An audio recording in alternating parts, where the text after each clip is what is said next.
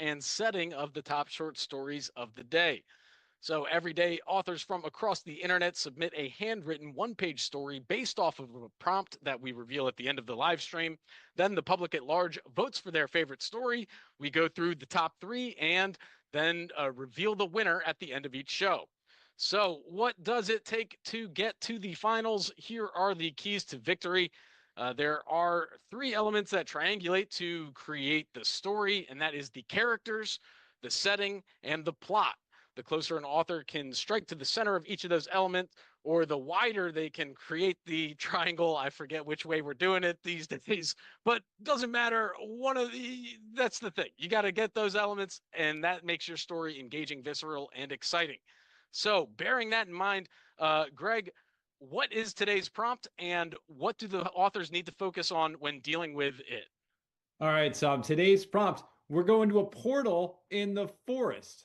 A group of friends stumble on a glowing tree deep in the forest. When they touch it, they are transported to a magical land where animals can speak, but an evil force threatens their new world. They must find a legendary artifact to save it. How? All right, so a lot going on there. If you were an author today, where would you focus your attention and energy in that, radar chart of doom? The radar chart of doom. I think the plot is already kind of pre-baked here. We've got some sort of portal transformation. We've already got two different settings. Those are already kind of baked in. What really needs to happen here is character development. Character. That's going to be, I think, the distinguishing feature that's going to elevate the winner of today's story.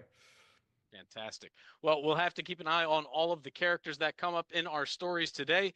And the best way to do that is to just get it started.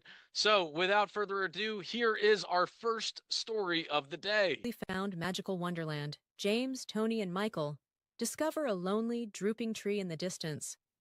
Tony whispers, not wanting any creatures to overhear. How can that tree be so sad when everything else here is bursting with joy? Even the animals are celebrating. James and Michael exchange thoughtful glances. Maybe a fire hurt it, James murmurs. And now it's feeling down, Michael adds quietly. Then let's investigate, Tony declares, skipping toward the tree until he's just a tiny dot in the distance. Michael sighs. He hates chasing after Tony's endless adventures. Well, guess we're going, James shrugs, starting to walk. Michael, left with no choice, follows along. Suddenly, a demon appears as they approach what looks like the sun. The sun transforms into a blood moon, its horrible laughter echoing off the tree. They can't get any closer without risking serious harm. This demon must be why the tree's so gloomy, Michael realizes. But Tony, fearless as ever, crouches forward, despite his ringing ears, focusing only on his determination to help. When Tony reaches the tree's roots, the ground shakes and reveals a secret passage. The demon creates hallucinations, and Tony follows what he thinks is the true path, but it's actually a trap.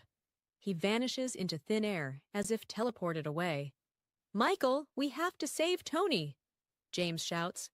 Filled with determination, they sprint to the tree and dive into the passage. They find a glowing relic and grab it together. The world swirls away, and suddenly they're back in their everyday world. Tony's there, safe and sound. You won't believe what happened, he exclaims. That demon was about to eat the earth, but when you returned with the relic, it disappeared. They share a giant group hug, relieved their world is inside the newly found magic wonderland. All right, so here we have a trio of friends, James, Michael, and Tony, finding a sad tree. And as a trio of friends normally does when finding a sad tree, you have to figure out why it's sad and then fix it. So, although it seems like it's kind of begrudging, as one of the friends, Tony, really wants to do it, and everyone kind of sighs and follows along. Turns out there was a demon inhabiting the tree and basically kidnaps Tony. And then the other two boys find a relic in the tree maze labyrinth and reverse the everything goes back to it's all good. They save the day and everything's fine. And everything's fine. Whoosh. I don't know never figured out why the tree was sad, though. It seems like that was a missing Right. end. It might have had this demon parasite, like Right. a lichen, a demon lichen that was just stripping its ability to do photosynthesis. I was very interested. You were onto it about like Michael being kind of the moral compass for this crew. First of all, we get introduced to him. He's whispering because he doesn't want any of the other creatures to overhear. Like if he says, "Oh, that tree's sad," like the other trees are gonna laugh at him. So he's a very, very sensitive character. Deep, deep empathetic investment in our wildlife. So we hear that, and then he has this exclamation point. Then let's investigate, Tony declares, skipping toward the tree until he's just a tiny dot in the distance. So not only is he very empathetic and soft, he takes action. And when he sees something, he intervenes. So he seems like the hero here who impulsively just rushes forward. He's also the demon must be why the tree's so gloomy. That's Michael. That's Michael, not Tony. Michael seems to be more of the analyst, the one who's putting all the pieces together, doing some kind of cause-effect logic, exerting a little Bayesian probability into the mix, trying to make sure that Tony doesn't just fearlessly rush into the unknown, which he does. Spoiler alert. And then can't stop Tony. Yeah. Can't stop Tony because like his heart's there. He's just going into this portal. Yeah.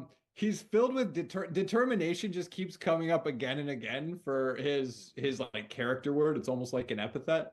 And then he gets teleported away, and then I feel like this author they had a great sort of character development, great first part of figuring out the problem, but then I think we ran out of page, Tom. Doesn't it feel like the ending was a little compressed? Yep. It was like, all right, the demon, it was going to eat the earth, but it's all back together. I do love the last line, though. They shared a giant group hug. It was sweet. Right, that's it was a good ending. It's definitely they had the that's the classic trap of the one-page story, right? Is you've got a great story built up in your mind. You spend a lot of time on that intro and middle, and then all of a sudden you got to wrap it up because for your limited physical space. So yeah, we see that a lot, and I do believe that happened to this one as well. Here's something I thought was interesting was just the ability of perception of Michael. Like this is almost a superpower of being able to speak to trees and plants, and because like if we're thinking about the physics of the situation, the three friends find a sad tree, right? And then Tony decides to fix it and skips towards it until he's a dot in the distance, which means that tree is easily a mile away. You know what I mean? Like it's so how did they know that tree was so sad, and how did they even see that tree a mile away? It's an interesting he I would really definitely pinch and zoom. He really pinch and zoom on tree emotions. Yeah, on the horizon. How did that happen? Yeah. We have to act now, guys. That tree is yeah, that setup was really just very captivating. It's like, wow, that's what I mean? Have I ever been walking along and been like, look 3 miles away, that tree is in trouble. We gotta go right now. It's just never, I don't know. I would love for it to happen. So yeah, tree empathy.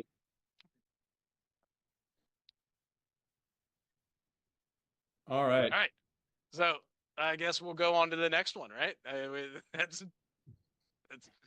how it is. That's how it is. We got to keep the show rolling. Got to keep it moving, folks. Today was an extremely strange day because something happened in the forest. My friends Maddie, Jason, Aiden, and I decided to go exploring because the weather was nice. We were supposedly looking for cool rocks or interesting leaves for our collections. I was wearing my comfortable sneakers just in case we needed to run fast, which was a smart decision. First, we walked for a long time and saw many trees. Some trees had moss on them. Moss is a plant that grows in damp areas. Then, suddenly, we saw a glowing tree. It was not just glowing a little. It was glowing extremely bright. It was blue and green, like those lights you see at birthday parties. I told everyone, we should be careful because this is definitely unusual. Jason said, maybe it's magic. We all agreed, even though magic isn't scientifically proven. Next, we touched the tree simultaneously because Maddie said it was the safest investigation method. Then suddenly, I mean instantly, we were somewhere else. The air was sparkly and the grass was so green it looked like someone painted it with a highlighter. Then an animal talked to us. It was a rabbit. The rabbit said, "Hello, travelers, we need your help. An evil wizard is trying to make everything gray and boring." I felt nervous, but also excited because helping is essential. That's what Miss Carter says. The rabbit told us we had to find the legendary crystal of light to save the land. So we went to find the cave, and Aiden said we should make a plan because plans are essential for success. We found the cave, which was dark and cold. Jason was a little scared. He says he wasn't, but I know he was. Finally, we saw the crystal. It was the most beautiful thing ever, like a giant diamond. We grabbed it carefully so it wouldn't break. Then we were back in the forest. Just like that. My heart was beating so fast because I couldn't believe what happened. We decided it was our secret mission, and we probably shouldn't tell any adults about it because they might not believe us. The narrator is skeptical that they were actually there to look for cool rocks or interesting leaves, and wore running sneakers just in case, because you know what? You only have to outrun the slowest person. That's the key when you're exploring with friends. So, what do? We go through the trees. They find a glowing tree and they decide it might be magic. Something's going on, even though the science doesn't really back it up. So they decide to, as one would with something strange in the forest, all touch it at the same time. Then they get teleported to a iridescent world where a talking rabbit says there's an evil wizard trying to make this crazy world a lot worse. So what do they need to do? Find the legendary crystal of light, which they do, and save the day, teleport home, and they're back in the forest. Yeah, wow. This, for such an adventure, they had bubble wrapped themselves every which way. So much caution throughout, so much rational analysis. I just commend that careful precision of their planning and executing their plan. But like you said, all you have to do is outrun one person. That's it. That's the best part. That's We get the comfortable sneakers just in case, because like if you're being chased by, some evil bad guy or demon, uncomfortable sneakers is clearly top of mind for me. Like that, it's 2024. What are we doing here? If we're not escaping in comfort, you're not escaping much. if you're Uh, trying to run in flip-flops, you're not escaping. Yeah, it's Probably not I'm, escaping. Although the stakes here, we've got a rabbit who comes in and reports. There is an evil wizard trying to make everything gray and boring. Yes, this is a tragedy, but Tom, contrast this to the demon who was eating the world in the previous story. Are the stakes higher here or there? I ask you that. that's fair enough. They're probably a lot lower here. I mean, if I was a traveler, I'm not sure, versus in the last story where my friend gets kidnapped, probably going to have to go help him. Otherwise, you explain it to his mom. That turns into a whole thing. The news gets involved. You know what I mean? But like, yeah. So that's high stakes for sure. This is a bit I lower.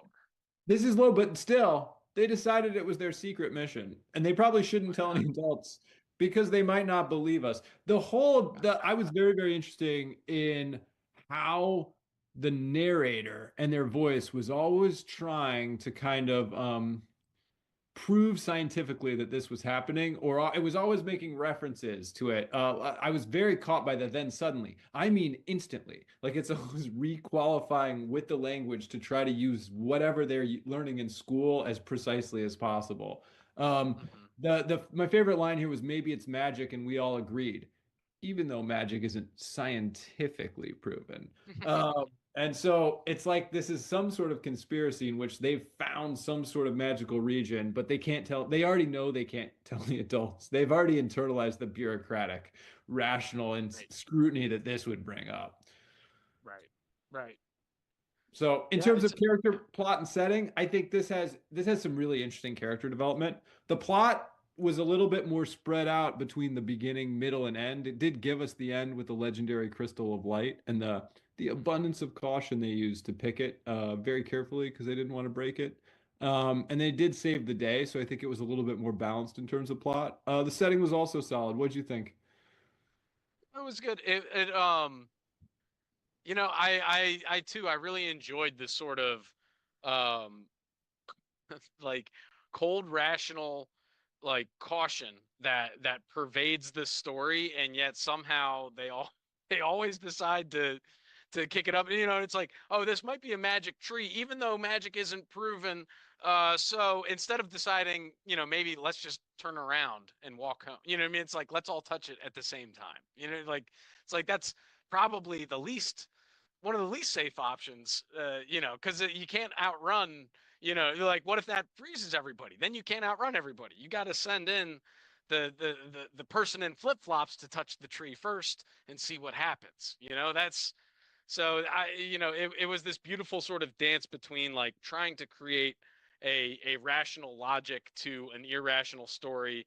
And yeah, I also sort of like the part where it's like, we can't tell any adults because they're not going to believe us. Like, this is a pure, this is a pure adventure. You know what I mean? Like, this is self-contained in our friends, between our four friends.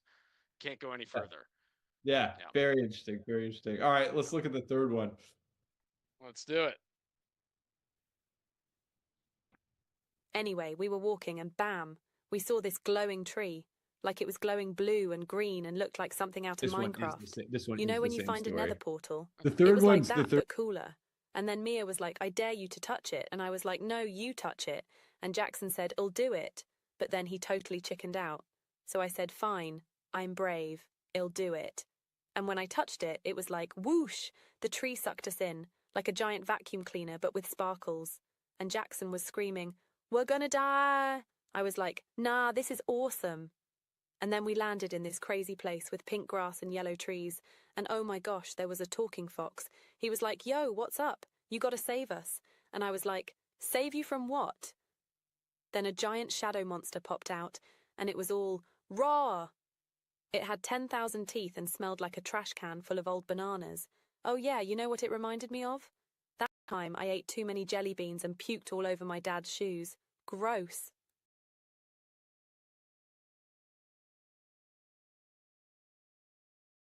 Walking in the forest, looking for frogs because there was one the size of a football last time Jackson was in the forest, but he's also a bit of a liar. So, anyways, they come across a glowing tree, and it looks like a portal. They dare each other, double dog dare each other. Jackson says, look, I've seen a frog the size of a football. I'm not scared. I'll do it. But then he chickens out. The narrator touches it, and boom, everybody gets sucked into the tree like a vacuum cleaner. Narrator has a lot of fun. Jackson, not so much. They run into a talking fox. Who's like, you need to save us from a giant shadow monster, and he smells bad. So that's about it. It's kind of like that time they ate too many jelly beans and puked on their dad's shoes. Yeah, we all been there. I mean, This was amazing narrative voice. I think the character development is all through this first person narration. I was getting shades of I don't know, this might be too high praise, but some Huck Finn. It's like a 2024 Huck Finn referencing Minecraft. Very freewheeling and dynamic, the energy of this. It's very stream of conscious. It's not too formal. I was like, he was like, and then we get the dialogue. The characterization between the kids and being too chicken to go and actually touch the portal felt very true. Um, I really liked though just the dialogue and diction. It felt like it created a world that was both believable and fantastic at the same time. It had that kind of kid social dynamics. At the same time, it has this imaginative storytelling. So overlaying those two things was pretty advanced. The other thing that I saw here were some great similes, like a giant vacuum cleaner, but with sparkles when the tree sucked you in, or when the shadow monster says "roar," he smelled like a trash can full of old bananas. Speaking of trash cans that smell like old bananas, what? Whoa! What's up, Lid the Kid? What do we think, Tom? I don't know. Are you saying I smell like a trash can full of bananas? Or what are we talking about here? I was thinking Lid might. The let's see. I liked it. I think you're exactly right. Where the narrator and the way that they tell the story through their own personal point of view, internal voice is very authentic, and it makes you feel like it feels like I'm listening to a kid tell me a story, and it feels like I can place the excited person relaying this to me, and so it just gave that layer of authenticity to it, where that was sort of lacking in a bit in the previous one, where I don't really think that I've met a few kids that are cold, rational, scientific logic, but I've met a lot more that are going to say,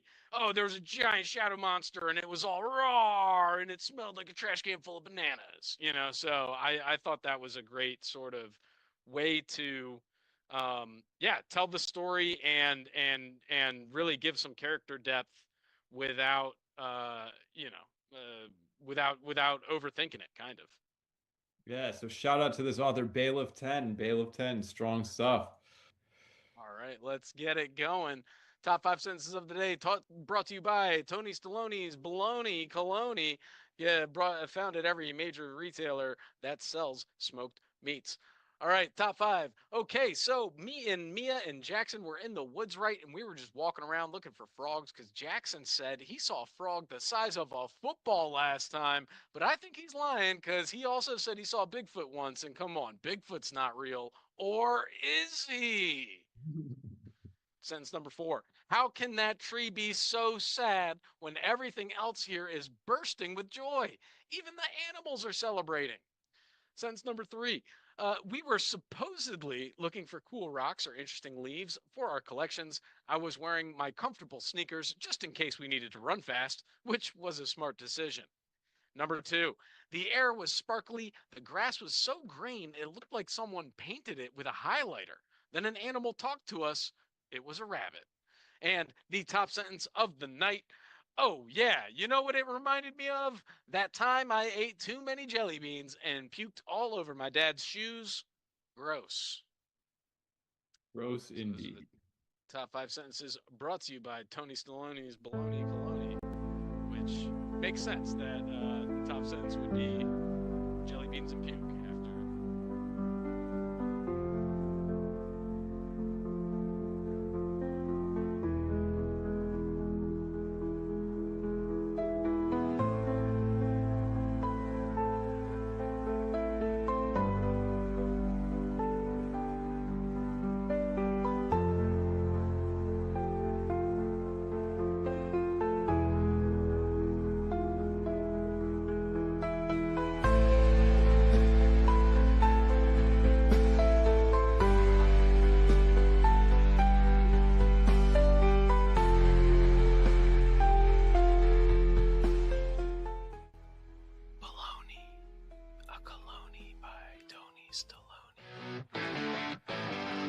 Turn on the stream tonight, short stories in the spotlight. Writers bring their best to light. Story Central Time.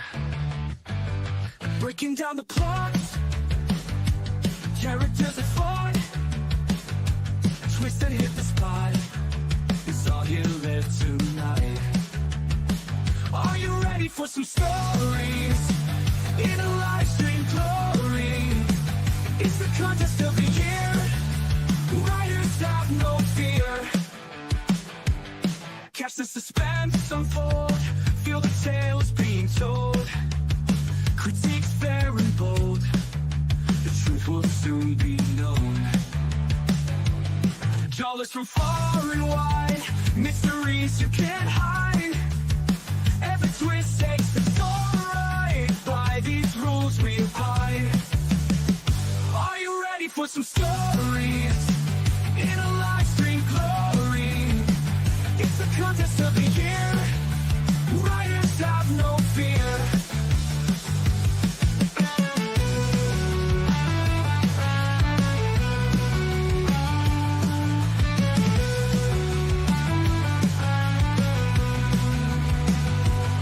Breaking down the plot.